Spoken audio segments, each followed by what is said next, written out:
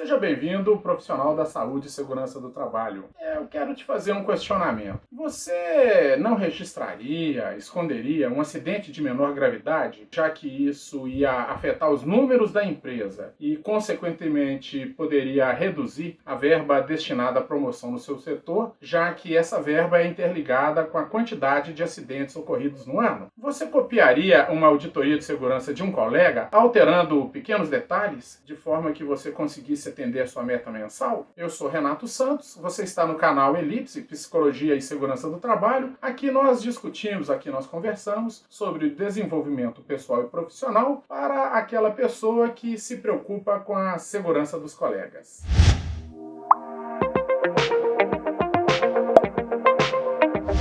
Esse vídeo faz parte de uma série de vídeos sobre as 5 dimensões presentes no exercício das atividades do profissional de saúde e segurança. Essas dimensões são em número de 5. Elas são a dimensão técnica, a dimensão educadora, a dimensão científica, a dimensão ética e a dimensão da inteligência emocional. Essa divisão que eu estou fazendo é apenas uma divisão didática, ou seja, para fins de melhor compreensão. Porque, na verdade, as 5 dimensões estão presentes no dia a dia, em maior e menor grau, conforme cada situação. Você, na verdade, quando você chega numa situação, você tem as 5 dimensões presentes. E aí o que vai estar acontecendo é que, de acordo com cada momento, com cada situação, uma vai prevalecer, uma vai estar com maior ou menor grau, mas elas estão sempre presentes. Nesse vídeo atual, nós estamos falando da dimensão ética. E nós vamos considerar essa dimensão como sendo o conjunto de valores que norteiam a sua conduta profissional. Quem atua na área de segurança do trabalho convive permanentemente com dilemas éticos. O principal é o dilema que coloca em pontos opostos as necessidades de segurança e as necessidades de produção. E somos nós que precisamos intermediar esse conflito muitas das vezes. E olha que ele tem lógicas próprias, muitas vezes coloca em oposição a segurança e a necessidade de produzir. Aqui nesse momento, ética é principalmente a nossa capacidade de intermediar e conduzir o diálogo entre as partes. Antes de continuar, eu vou pedir que você dê um like, o famoso joinha. Isso ajuda bastante na divulgação do canal. O YouTube entende com esse like logo no começo do vídeo que o vídeo é relevante e ele distribui ele para outros públicos. Assine o nosso canal para você continuar recebendo as informações toda vez que a gente produzir e compartilha com algum colega, amigo, conhecido, compartilha com quem você acha que tem interesse nessa temática que envolve a psicologia e a segurança do trabalho. Se você tiver interesse de ver os outros vídeos da série, no descritivo deve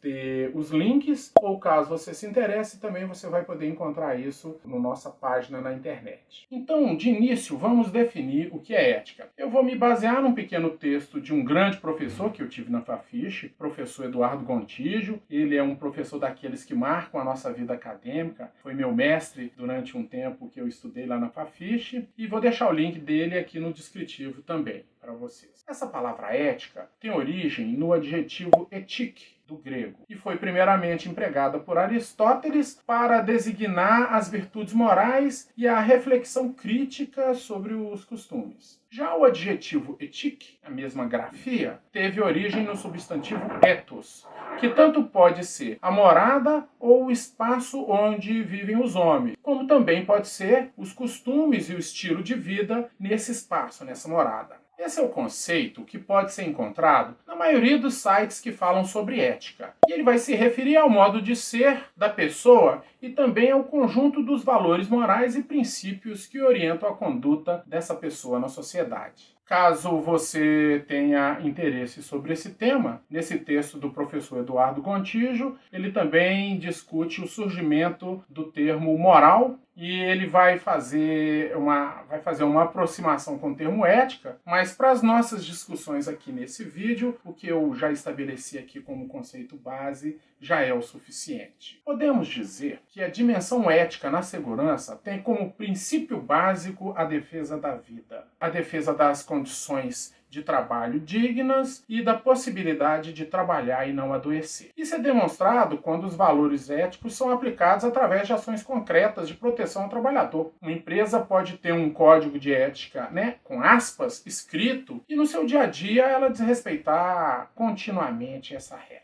Uma ética, por pura formalidade, sem ser sincera, vai existir apenas para manter as aparências. E por isso, podemos dizer que o conflito ético é, antes de mais nada, um conflito entre a necessidade e a realidade. É a necessidade de produzir, por exemplo, e a realidade onde pessoas adoecem, um número muito grande de colaboradores está adoecendo, sendo afastado do trabalho. Ou uma necessidade de produção e onde genuinamente a empresa, a organização, nos dá a condição de produção, mas também oferece as condições de saúde e segurança para que isso aconteça. Outra simplificação que nós podemos fazer, isso jamais no plano individual, é que ético é tudo aquilo que você pode contar que você fez. Tudo aquilo que você puder falar, conversar, comentar que você fez, isso é ético. Se você não pode ir lá no cafezinho da sua empresa e falar o que você fez, se você não pode comentar com a sua esposa, com a sua filha, isso não é ético.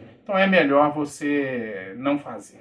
Só relembrando, esse canal de informação é o Elipse, voltado para o profissional preocupado com a saúde e segurança dos colegas. Queremos melhorar sua capacidade de intervenção, aprimorar suas competências e tudo isso para que você desenvolva suas habilidades. Nosso objetivo aqui é a sua realização pessoal e profissional. Caso você precise, podemos lhe atender tanto através da metodologia de coaching, como através da orientação psicológica, ou até mesmo através de uma terapia individual. Tudo pensado como suporte ao seu aprimoramento. Para você fazer contato com a gente, você pode usar o site da Elipse, lá tem um formulário de contato, principalmente para esse tipo de atendimento. Se você quiser, você pode usar o nosso WhatsApp, se quiser conversar, ou mesmo através do e-mail. No site você encontra todas essas informações. Retomando aqui as nossas conversas sobre a dimensão ética, nós podemos imaginar que no nosso cotidiano existe um grau variado de situações. A gente poderia até colocar isso numa régua, desde situações mais simples até situações mais complicadas. Da mesma forma, você pode visualizar a dimensão ética desse jeito. Você tem uma situação simples em que você tem um nível de decisão ética e você tem situações em que a demanda pela ética sua vai ser gigantesca. Então, um dos polos, nós teríamos uma microfísica da ética. Seria a ética das situações cotidianas, onde podem aparecer esses valores, né? São a ética das pequenas coisas. Então são coisas simples, como, por exemplo, não roubar o iogurte do colega que está lá na geladeira, não roubar o lanche do colega que está lá na geladeira, não furtar lápis, né? Você rouba o lápis, a pessoa rouba o lápis que está lá na empresa, porque o filho está precisando de um lápis. Ou não imprimir a sua dissertação de mestrado, a sua monografia na empresa. São coisas como, por exemplo, também não trocar o equipamento de proteção individual desnecessariamente. Você está uma luva, ela sujou um pouquinho, você vai lá e troca. Ou o contrário, você não troca de forma alguma, você acha que aquela pessoa está danificando e você mesmo, o equipamento de proteção individual estando danificado, você não troca, você posterga isso. No meio dessa régua, temos situações que provocam reflexo nas suas atitudes. E essas situações a gente coloca como sendo aspectos medianos dessa régua, dessa escala ética, né? São aqueles momentos como no caso que eu citei na abertura desse vídeo, registrar ou não um acidente, temendo que ao registrar você altere os números e esses números afetem a verba de promoção do seu setor. Outro exemplo que nós podemos citar aqui é quando você está demissionário. Você está cumprindo o aviso prévio, chega um novo técnico que vai te substituir e você se recusa a passar qualquer informação para ele. É uma situação mediana, já não é um pequeno conflito ético, não. Você simplesmente resolve que não vai passar porque você foi demitido e você abre mão da ética nesse momento. Como agir em casos assim? Você percebe o seu compromisso com valores mais elevados da ética nessas situações? E também temos as grandes situações, quando você está acompanhando uma atividade e percebe que ali há um risco iminente à vida e que você decide parar aquela atividade, mesmo sabendo que ela era, por exemplo, uma atividade prioritária para a empresa. Você manda parar, evita, né, esse provável óbito e todo mundo reconhece que a sua atitude foi uma atitude bastante ética, a sua atitude foi uma atitude valorosa. E esse tipo de situação, seu chefe vai te dar os parabéns, o chefe do seu chefe, todo mundo vai te parabenizar. O gerente vai lhe agradecer porque você evitou uma situação de alto risco que poderia resultar num óbito, né? Aqui nesse ponto, A ética é um consenso, mas ela também lhe exige compromisso com os valores mais elevados. Eu gosto muito de pegar exemplos da vida prática. Eu acho que a gente pode discutir filosoficamente, mas a gente tem que trazer isso sempre para a realidade prática da vida de cada um. Então eu normalmente busco exemplos em fatos que eu presenciei ou fatos que eu cheguei logo depois que tinham acontecido, então peguei a informação fresquinha ali, ainda quente. Normalmente essas grandes situações aconteciam lá na unidade que eu trabalhava, nos fins de semana. É quando a gerência, porque normalmente quando tem a alta gerência, ela toma essas grandes decisões. Quando não tem a alta gerência, a pequena, média gerência que toma as decisões. Então, muitas das vezes existiam conflitos e a gente da área de segurança era chamado para resolver. Ou, na verdade, para autorizar, né? Dar o chamegão da segurança, que aí podia fazer que a segurança autorizou. Então, o que aconteceu? Um dia eu chego para trabalhar e uma planta estava parada. É uma planta que rendia, sei lá, 100 mil, 200 mil dólares por dia. Uma planta altamente rentável. Havia sido descoberto que houve um vazamento de um leito de catalisador. Ele escorreu por uma tubulação e por uma parte onde ele não poderia estar. E aí esse leito que é fluidizado entupiu um monte de equipamento e tubulações. Bom, esse problema operacional levou à parada da planta e estava tendo prejuízos enormes. A pressão nesse caso é gigantesca. O que eles fizeram? Alguém bolou uma gambiarra, né? Não vamos chamar de gambiarra, não, vamos falar de uma adaptação técnica, né? E interligava o cano num outro ponto da planta para drenar essa areia, né? Esse leito fluidizado, era uma areia, que é um catalisador, drenar esse catalisador. E aí, era uma situação crítica, né? Envolvia abertura de equipamentos que ainda estavam quentes. Apesar da planta estar parada em termos de produção, ela estava recirculando e com temperatura. Envolvia, sei lá, 300 graus, 15 kg de pressão. Não era uma situação tranquila. E o que o pessoal faz, né? Quando tem essa situação crítica, eles bolam a gambiarra e chamam a segurança para dar o aval. E aí lá vou, esse dia fui eu. Nós tínhamos no nosso grupo de trabalho um combinado que eu acho que era um combinado bacana. Se eu fosse numa atividade e recusasse por algum motivo, nenhum outro colega meu passaria por cima de mim e faria a liberação daquilo que eu não tinha liberado. Eu acho que esse é um compromisso ético bacana, porque evitaria apunhalar o outro. Evitaria, eu não consegui com esse, agora eu vou tentar com esse, eu vou tentar com aquele outro, até eu conseguir burlar a segurança. Esse era um compromisso ético que a gente tinha. Se não conseguiu atender com o João, não vai ser com o Renato, não vai ser com o Manuel. Olha para você ver, um compromisso ético bacana entre uma equipe de trabalho, inclusive com o aval do supervisor, ou quando eu era supervisor, com o meu aval e estímulo.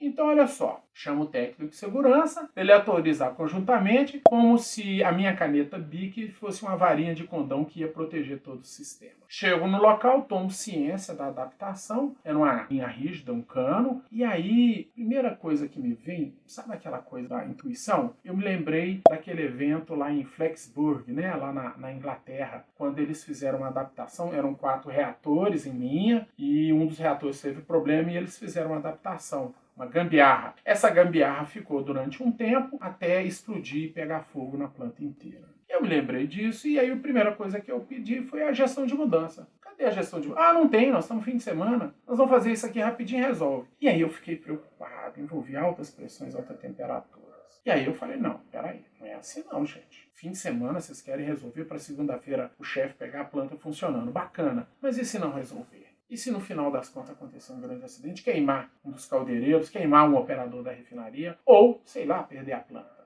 Esse foi o meu grande questionamento. Esse acidente que eu cito aqui no exemplo, que é o Flexburg, o nome deve aparecer aqui em algum local do vídeo, só para você ter uma noção, ele causou a morte de 28 pessoas e mais de 100 ficaram feridas. Flexburg é o nome da cidade em que a planta estava localizada.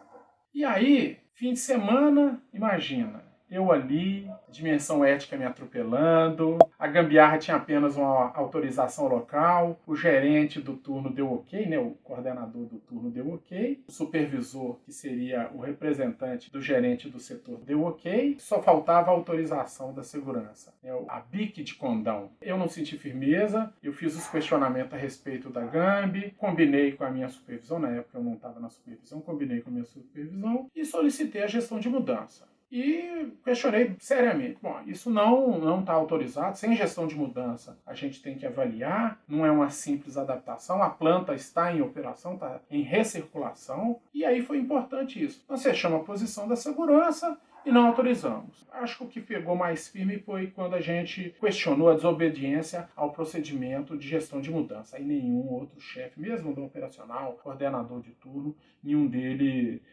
teve coragem de, com a firmeza de um questionamento desse, na presença de outras pessoas, ele não teve coragem de tocar para frente. Isso era um fim de semana, segunda-feira, ficamos sabendo, quando a gente volta para trabalhar de tarde, que a gerência geral da empresa não tinha autorizado a gambiarra e que realmente ia parar a planta e fazer os serviços que eram necessários com a planta parada. Olha para você ver. Se eu autorizo e acontece alguma coisa, onde que eu fico? Hein? A minha dimensão ética aí, ela foi firme o suficiente para barrar uma situação que é o que eu já falei, né? Não acidentes não dão louros pra gente, né? Não acidente não aparece na estatística. Não houve um acidente esse dia. Não, só se registra os acidentes. Essas são algumas reflexões que eu faço aqui com você. Porque eu acredito que qualquer organização que reconheça a importância da saúde, da dignidade, do bem-estar de quem trabalha nela e que vai adotar em consequência disso esse propósito, vira uma filosofia empresarial, ela vai perceber que não é incompatível essa visão da dignidade no trabalho com o seu objetivo de lucrar. Não pode ser incompatível e essa empresa ela vai, na verdade, estimular transformações produtivas, transformações organizacionais, transformações nos materiais, ou seja, ela vai sempre lutar para garantir seu progresso econômico e o trabalho digno. Essa visão reduz em muito os conflitos internos da empresa, porque aquele cara que quer produzir a todo custo, ele já não vai encontrar amparo dentro da lógica organizacional dessa empresa. Então, as situações de grande gravidade nunca vão desaparecer, mas a seriedade com que elas são resolvidas, com certeza vai reduzir muito o estresse entre as equipes. Na pesquisa para produzir esse vídeo, eu encontrei 2 materiais interessantes, né? O primeiro é um código de ética junto dos técnicos de segurança do trabalho. Eu encontrei ele na Federação Nacional dos Técnicos de Segurança, a FENATEST. E o segundo material é o Código Internacional de Ética para os Profissionais de Saúde. É um trabalho elaborado pela Comissão Internacional de Saúde no Trabalho, do ICO, né? International Commission on Occupational Health. E vou disponibilizar ambos no site da Elipse. Eu não achei nada na Associação Nacional da Engenharia de Segurança, a ANEST. Então, se alguém tiver, se algum companheiro, algum colega tiver, me envia que eu vou disponibilizar aqui no site da Elipse. É claro que eu não sou ingênuo de achar que nós, da área de saúde e segurança, vamos resolver todos os conflitos que surgem dentro da empresa. Esse conflito produção-segurança é um conflito antigo e muitas das vezes nós perdemos, saímos subjugados ou obrigados a obedecer. Mas as ideias que expressamos aqui, desse gradiente de situações em que eu vou ter respostas éticas,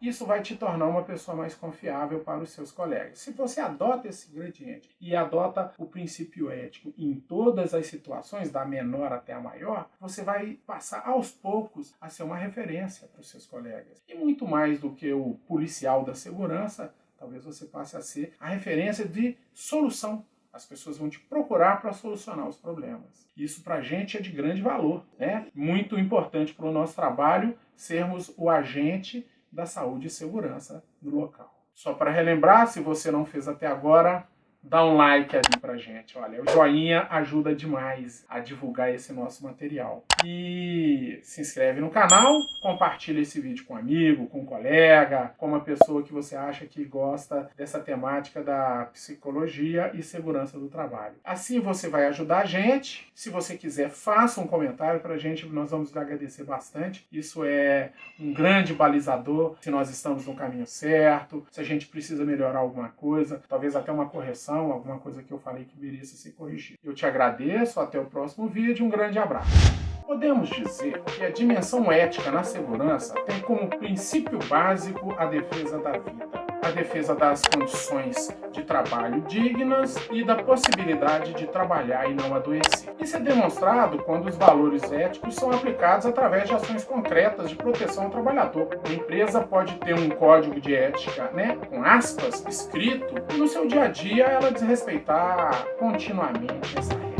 Uma ética, por pura formalidade, sem ser sincera, vai existir apenas para manter as aparências.